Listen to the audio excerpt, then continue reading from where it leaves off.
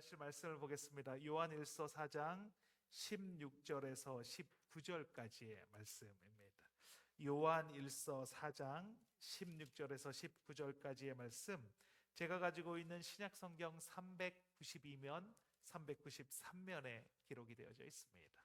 요한일서 4장 16절에서 19절까지의 말씀, 제가 가지고 있는 신약성경 392면, 393면에 기록되어져 있습니다. 우리 다 찾으신 줄 믿고 제가 먼저 한 절, 여러분이 한 절 이렇게 교독하며 읽도록 하겠습니다. 제가 먼저 읽겠습니다. 하나님이 우리를 사랑하시는 사랑을 우리가 알고 믿었노니 하나님은 사랑이시라. 사랑 안에 거하는 자는 하나님 안에 거하고 하나님도 그의 안에 거하시느니라. 이로써 사랑이 우리에게 온전히 이루어진 것은 우리로 심판날에 담대함을 가지게 하려 함이니 주께서 그러하심과 같이 우리도 이 세상에서 그러하니라. 사랑 안에 두려움이 없고 온전한 사랑이 두려움을 내쫓나니 두려움에는 형벌이 있음이라. 두려워하는 자는 사랑 안에서 온전히 이루지 못하였느니라. 우리가 사랑함은 그가 먼저 우리를 사랑하였음이니라. 아멘. 아멘. 오늘의 말씀의 제목은 영이 이끄는 삶이라는 제목으로 말씀의 은혜를 같이 나누도록 하겠습니다. 우리의 삶을 움직이는 여러 가지 동기가 있습니다.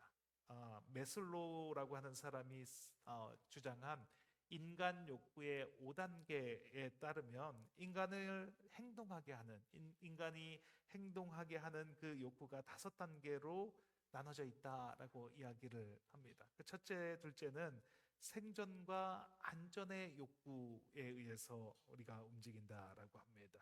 음식과 물과 이 거주할 집이 있어야 그래야 안정이 되는 그런 상황입니다. 그래서 그것을 얻기 위해서 우리가 움직이고 삶을 살아간다라고 말합니다. 또 소속감의 욕구가 있습니다. 어디든지 소속이 되어야 우리는 안정감을 누릴 수 있다라고 말을 합니다. 그리고 자아 실현의 욕구가 있습니다.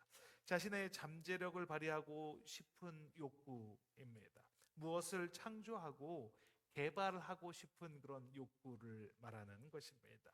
이러한 인간의 기본적인 욕구를 통해서 인간은 움직이게 되고 행동하게 된다라고 이야기를 하는 것입니다.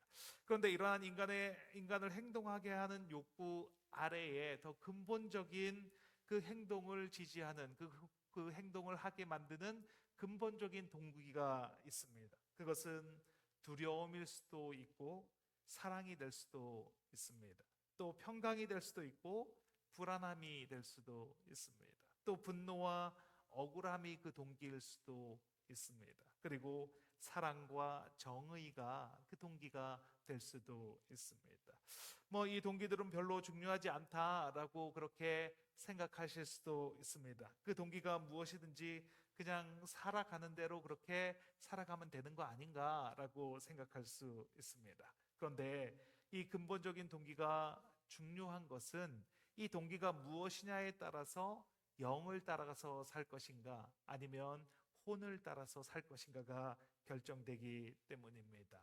여러분이 기도해 주셔서 세계복음선교연합회 총회를 잘 마치고 돌아왔습니다.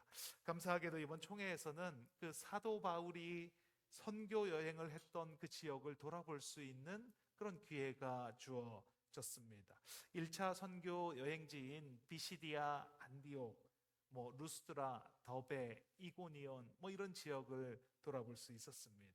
요한계시록에 나오는 7교회 중에 하나인 라오디게아 교회를 돌아볼 수가 있었습니다. 또 초대 교부인 폴리카베를 기념하여 세운 그런 교회도 방문을 했습니다. 그리고 에베소 교회 두란노 소원이라고 하는 곳도 방문을 했습니다. 그 중에서도 가장 기억이 남는 곳은 로마 시대의 박해를 피해서 믿는 사람끼리 모여서 살았던 그 지하 도시가 가장 기억에 남습니다. 갑바도기아라고 하는 이 도시는 그 지하에서 모여 살았던 사람들이 많이 모여서 살았던 그 유적이 많이 발굴되고 있고 잘 보존되어 있는 그런 지역입니다.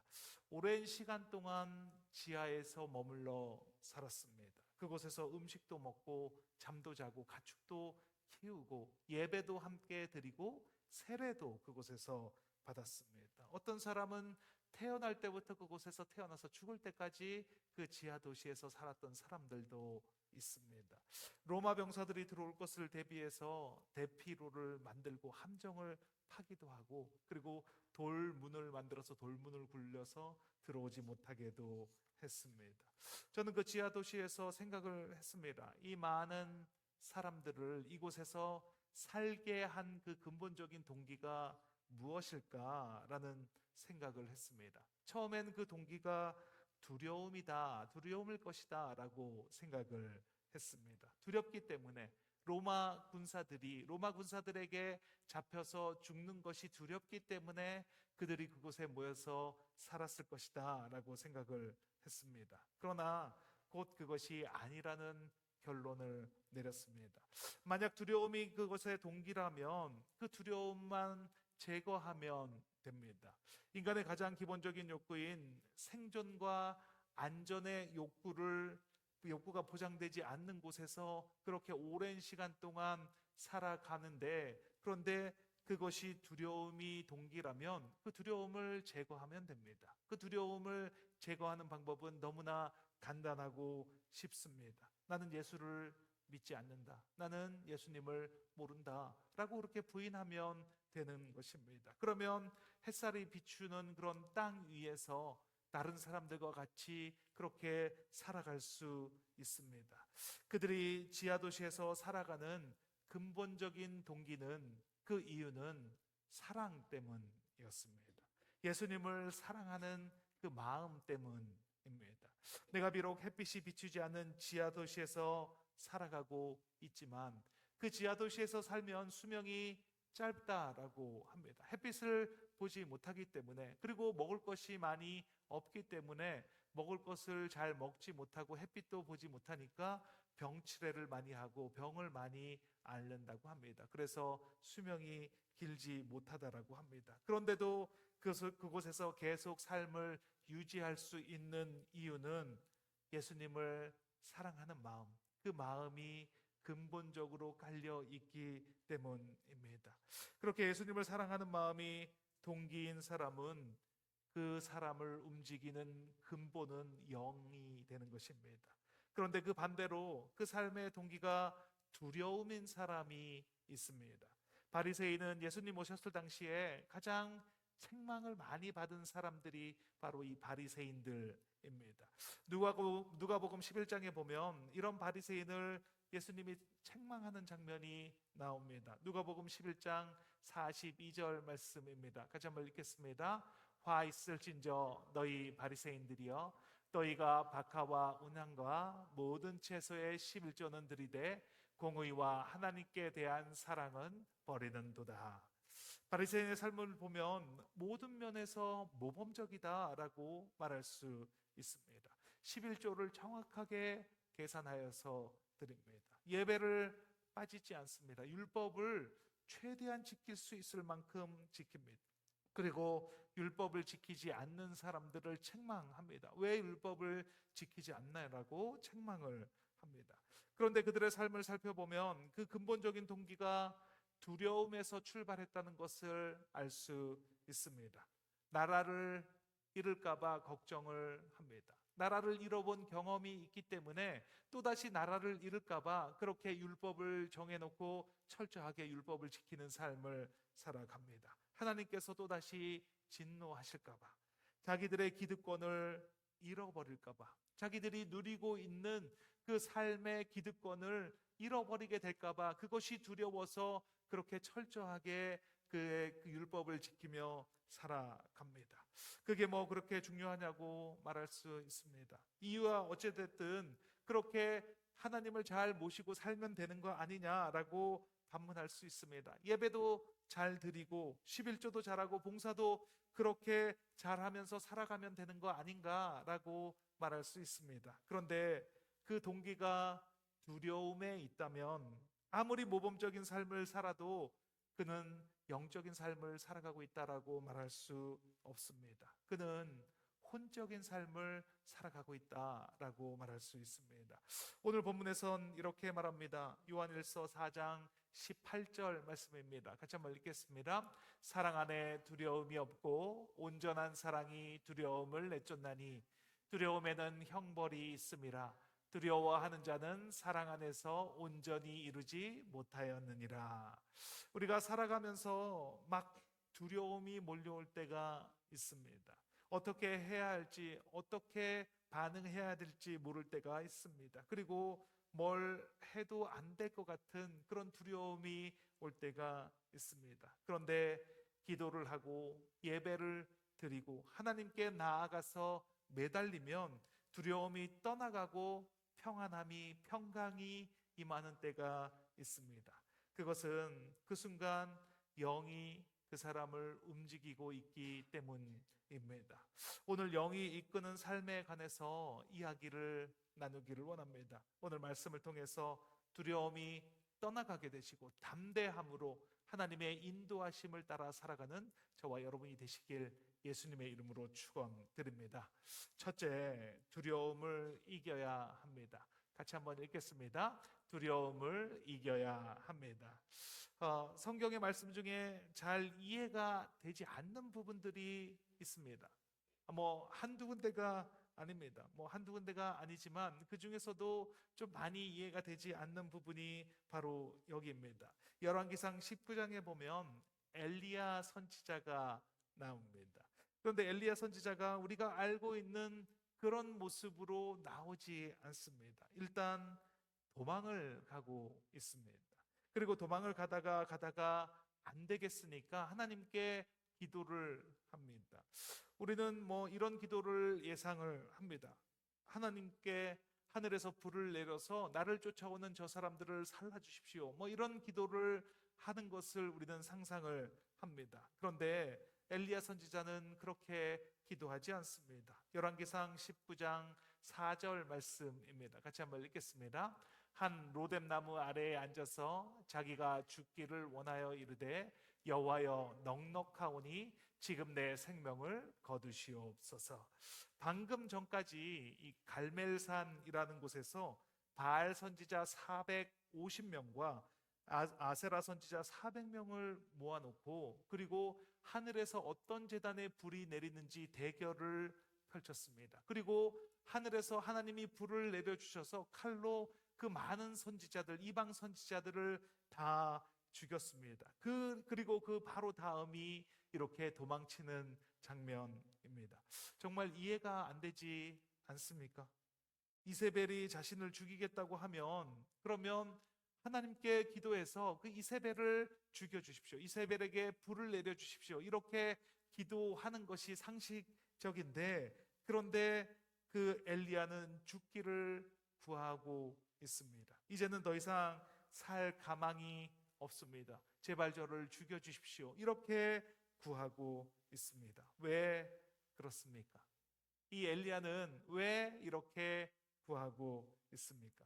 방금 전까지만 해도 엘리야를 움직이는 것은 영이었습니다. 하나님의 영이 그를 붙잡고 있었고 하나님의 영의 인도하심을 따라서 그가 삶을 살았습니다. 그래서 담대했고 그래서 선포했고 하나님의 일들을 나타내는 사람이었습니다.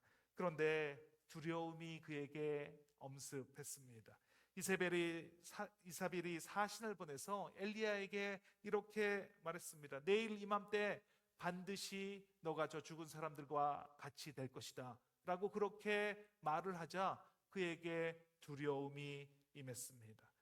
그 대선지자 엘리야가 그 두려움이 임하자 아무것도 할 수 없는 그런 사람이 되었습니다. 두려움이 있으면 우리는 아무것도 할 수가 없습니다. 두려움이 있는 상태에서는 무엇을 한다는 것은 그것이 내 생각에서 출발한 것이고 내 혼적인 것으로 살아갈 수밖에 없습니다. 두려움에서 출발한 것은 영적일 수 없습니다. 열왕기하 6장에 보면 엘리사의 사환에 관한 이야기가 나옵니다. 아람의 군대가 이스라엘을 공격하고 있는데 그 공격을 할 때마다 적군이, 그러니까 이스라엘 군대가 나타나서 그들을 무찌르게 되는 것입니다. 너무 이상하다라고 생각했는데 어떤 사람이 이렇게 말을 합니다. 그 이스라엘에는 엘리사라고 하는 선지자가 있는데 그 선지자가 왕이 침실에서 하는 이야기도 다 듣습니다. 그래서 우리가 공격하는 것을 다 알고 있습니다 라고 말을 합니다. 그래서 그 아람의 왕이 엘리사를 먼저 죽여야겠다라고 생각을 합니다. 그래서 엘리사가 도단에 있다라고 하는 말을 듣고 그 도단을 밤새도록 에워쌌습니다. 정말 많은 군사가 그 도단이라고 하는 성을 에워쌌습니다. 엘리사의 사원이 아침에 일찍 나가보니 큰일 났습니다.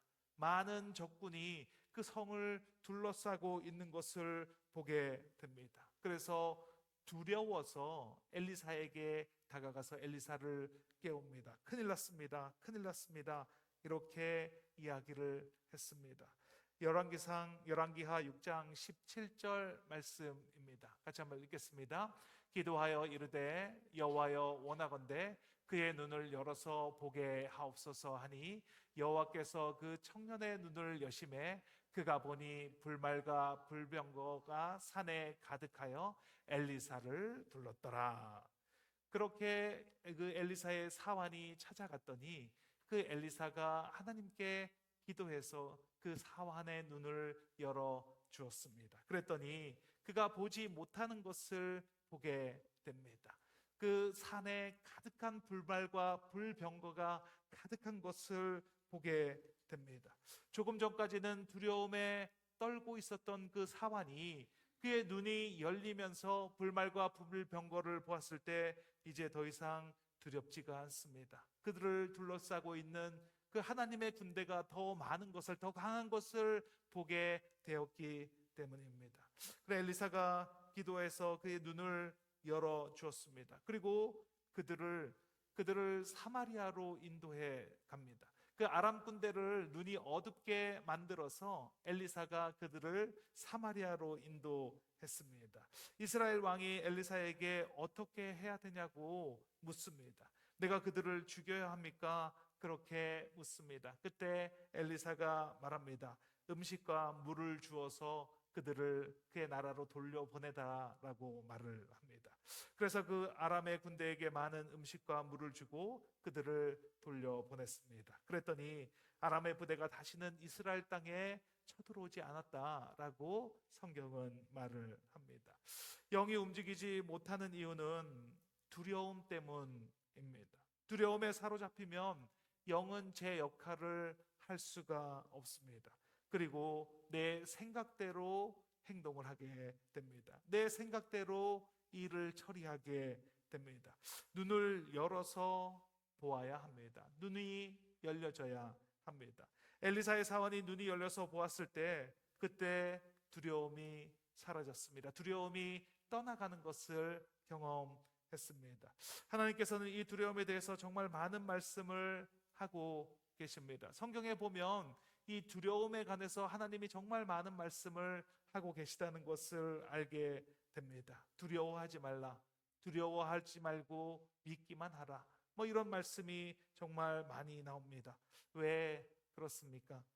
두려워하면 영이 움직이지 못하고 혼이 작동을 하기 때문입니다. 베드로가 물 위를 걷다가 예수님을 바라보지 않고 바람이 부는 것을 바라보았습니다. 강풍이 부는 것을 보았습니다. 그래서 그 자리에서 빠지고 말았습니다. 두려워하지 않으면 물 위를 걸을 수 있습니다. 두려워하지 않으면 하늘에서 불이 내려오는 것을 경험하게 됩니다. 두려워하지 않으면 하나님의 군대를 볼 수 있게 됩니다. 그런데 두려워하는 순간 그 모든 것을 잃어버리게 됩니다. 두려워 떠는 순간 물에 빠지게 되는 것입니다. 두려워하는 순간 하늘에서 불이 내렸던 엘리야도 죽게 해달라고 애원하는 사람이 되고 마는 것입니다. 우리는 이 두려움을 이겨야 합니다. 어떻게 두려움을 이길 수가 있습니까? 요한일서 4장 18절 말씀입니다. 같이 한번 읽겠습니다. 사랑 안에 두려움이 없고 온전한 사랑이 두려움을 내쫓나니 두려움에는 형벌이 있음이라. 두려워하는 자는 사랑 안에서 온전히 이루지 못하였느니라. 온전한 사랑으로 두려움을 이길 수 있다라고 말을 합니다.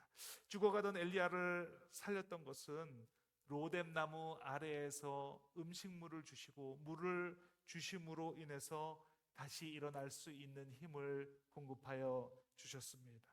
물에 빠지던 베드로를 붙잡아서 배에 올려주시고 왜 의심하였느냐라고 그렇게 말씀하여 주셨습니다. 그리고 불던 바람을 잔잔케 하셨습니다. 하나님은 그렇게 두려움을 이기게 하십니다. 온전한 사랑으로, 오래 참으시는 그 사랑으로 우리에게 다가와 주셔서 우리에게 그렇게 말씀하고 있습니다. 두려워하지 말라. 왜 두려워하였느냐? 그렇게 보살펴 주심으로 말미암아 우리 안에 있었던 그 두려움이 사라지게 하시고 그리고 이기고 승리하는 삶을 살아가게 하십니다. 그 두려움을 통해서 깨닫게 하시고 일하게 하시고 그리고 결국은 승리하게 하신다는 것입니다. 두려움을 이기고 승리하는 삶을 살아가시는 저와 여러분이 되시길 예수님의 이름으로 축원드립니다. 둘째, 사랑이 두려움을 내쫓습니다. 같이 한번 읽겠습니다. 사랑이 두려움을 내쫓습니다. 성경에서 말하는 사랑에는 어떠한 조건도 없습니다. 무언가 바라는 것이 없는 것이 바로 성경에서 말하는 사랑입니다. 사랑장이라고 하는 고린도전서 13장 4절 5절 말씀을 같이 한번 보겠습니다. 같이 읽겠습니다. 시작. 사랑은 오래 참고 사랑은 온유하며 시기하지 아니하며 사랑은 자랑하지 아니하며 교만하지 아니하며 무례히 행하지 아니하며 자기의 유익을 구하지 아니하며 성내지 아니하며 악한 것을 생각하지 아니하며 이렇게 말합니다. 왜 성경에서는 그렇게 사랑할 수 있을까요? 아무것도 바라는 것이 없으니까 이렇게 사랑할 수 있는 것입니다. 그러니까 그 안에 두려움도 없는 것입니다. 무엇을 잃을까봐 걱정이 없습니다. 내가 사랑을 주었는데 돌려받지 못하면 어떻게 하나라는 그런 마음이 없습니다. 그러니까 오래 참고 온유하고 시기도 하지 않는, 자랑도 하지 않는 그런 사랑을 할 수가 있는 것입니다. 저는 놀이기구 타는 것을 정말 두려워합니다. 청룡열차, 바이킹, 롤러코스터 이런 거 있으면은 그냥 빨리 가서 전기 코드를 뽑고 싶은 마음뿐입니다. 그런데 요즘에는 건물 꼭대기에서 뛰어내리기도 하고 높은 다리에서도 뛰어내리고 비행기에서도 번지를 하는, 비행기에서도 뛰어내리는 그런 사람들이 있습니다. 저는 이해가 되지 않습니다. 왜 그렇게 무서운 것을 돈을 받고 해도 부족한데 돈을 주면서 그런 일을 하는지 정말 이해가 되지 않습니다. 생각만 해도 두렵습니다. 제가 어린 시절 아무것도 모르고 이 놀이기구를 한두 번 탄 적이 있습니다. 그때 속이 메스꺼리고 멀미가 나는 것을 경험을 했습니다. 그리고는 내가 다시는 놀이기구를 타지 않겠다라고 그렇게 결심을 했습니다. 그런데 미국에 와서 한 몇 번 놀이기구를 타야만 되는 그런 경험을 했습니다.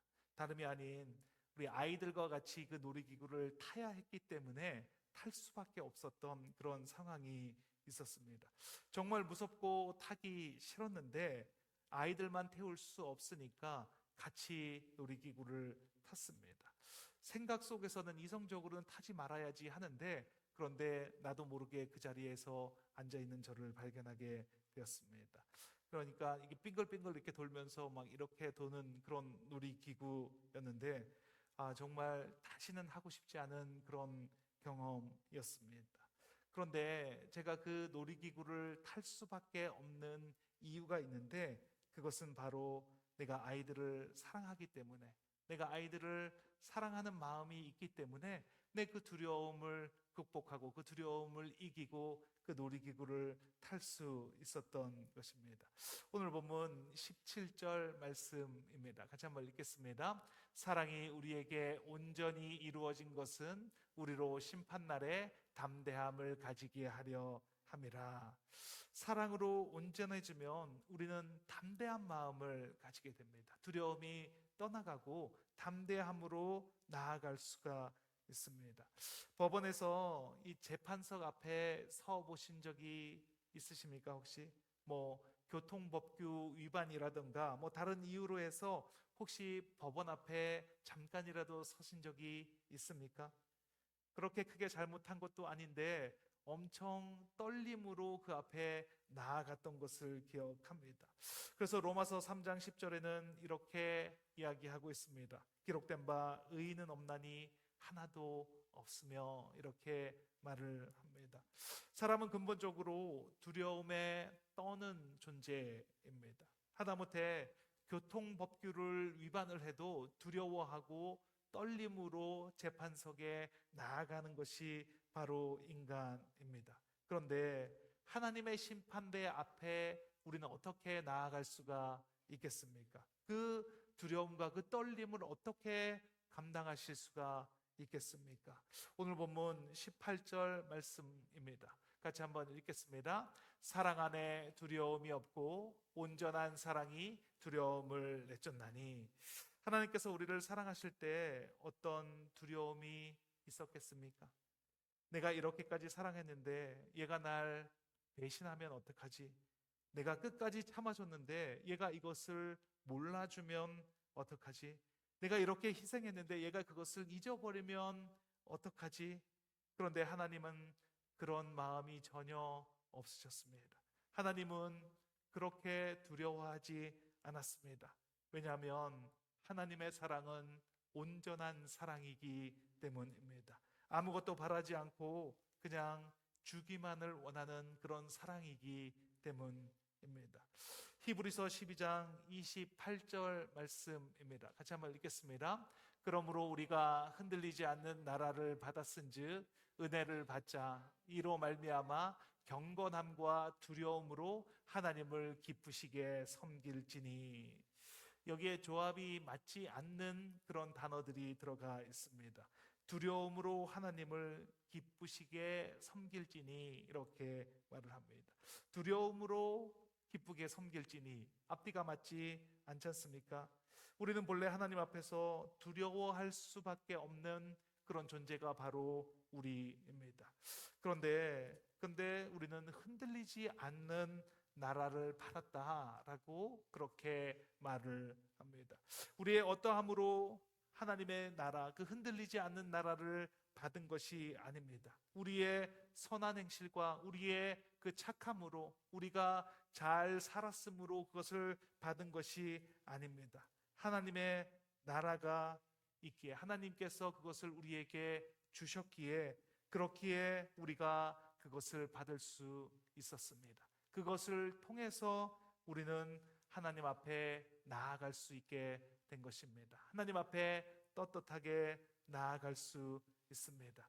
그런데 흔들리지 않는 나라라는 것은 하나님의 전적인 은혜로 우리의 모든 죄를 담당해 주신 것을 말하는 것입니다. 그 주님의 어떠함으로 들어가는 나라이기 때문에 흔들리지 않는다는 것입니다.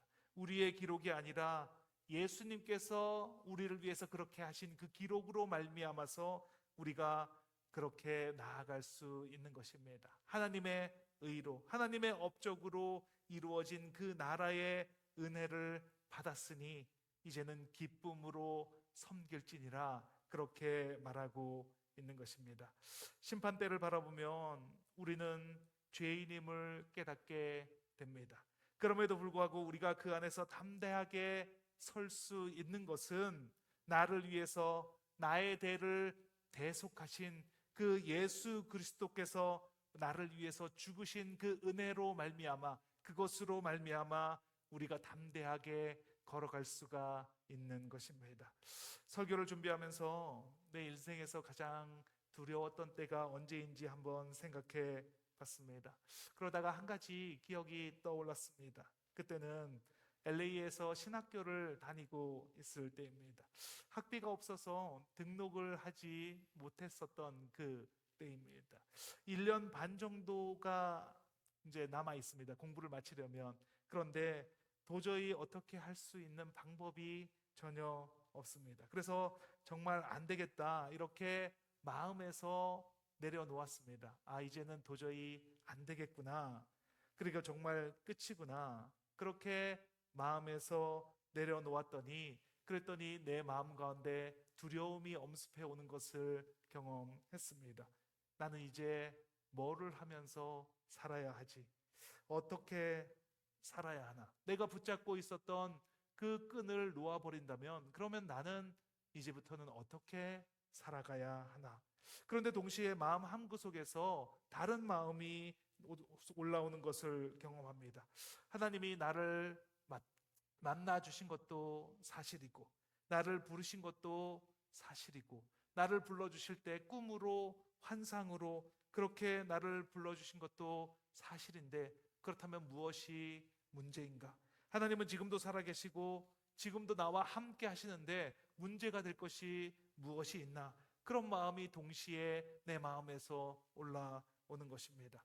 정말 다 내려놓았습니다. 다 포기했습니다. 이제는 마음속으로 정리까지 다 끝냈습니다. 그런데 한쪽에서는 이제부터 하나님께서 역사하실 것이다. 이제는 진짜 하나님이 나타나실 것이다. 두렵지만 두렵지가 않았습니다. 걱정되지만 걱정하지 않았습니다. 당장은 괴롭지만 잘 될 것이 믿어졌습니다. 왜냐하면 하나님께서 나를 부르셨고 그 하나님이 나를 위해서 십자가에서 죽으셨기 때문입니다. 그것이 내가 너무나 믿어졌기 때문입니다. 내 마음 가운데서 그 예수님이 그렇게 하신 것이 너무나 믿어졌기 때문입니다. 그것이 나에게 효험이 되어서 오늘 이때까지 내가 이렇게 걸어올 수 있었습니다. 오늘 이 자리에 혹시 두려움으로 나오신 분이 계십니까? 내가 그 두려움에 사로잡히면 하나님의 일은 일어나지 않습니다. 그런데 그 두려움 가운데 있더라도 상황은 어렵더라도 끝까지 함께 하실 예수님은 언제나 나와 함께 하신다는 그 믿음이 있다면 그 믿음을 붙잡는다면 그렇다면 우리는 그 두려움을 이기며 살아가게 됩니다. 그리고 승리하는 삶을 살아가게 됩니다. 왜냐하면 그 근거가 나에게 있지 않기 때문입니다. 그 근거가 나를 구원하신 예수님께 그 근거가 있기 때문입니다. 우리 모두 그 예수님의 사랑을 붙잡고 승리하는 삶을 살아가시는 저와 여러분이 되시길 예수님의 이름으로 축원드립니다. 같이 기도하는 시간을 갖도록 하겠습니다. 우리는 영이 이끄는 삶을 살아갈 수도 있고 또 혼이 이끄는 삶을 살아갈 수도 있습니다. 두려움이 있다면 영이 이끄는 삶을 살아갈 수가 없습니다. 그 두려움은 온전한 사랑으로 이끌 수 없습니다. 오늘 이 시간 하나님의 사랑을 경험하는 시간이 되게 하여 주시옵소서. 우리 안에 있는 두려움이 완전히 떠나가게 하시고 우리를 먼저 사랑하신 그 하나님의 사랑이 누려지는 우리 모두가 되게 하여 주시옵소서. 이 시간 기도하며 만나주시는 주님께 주님 한번 외치시고 통성으로 기도하시겠습니다. 주여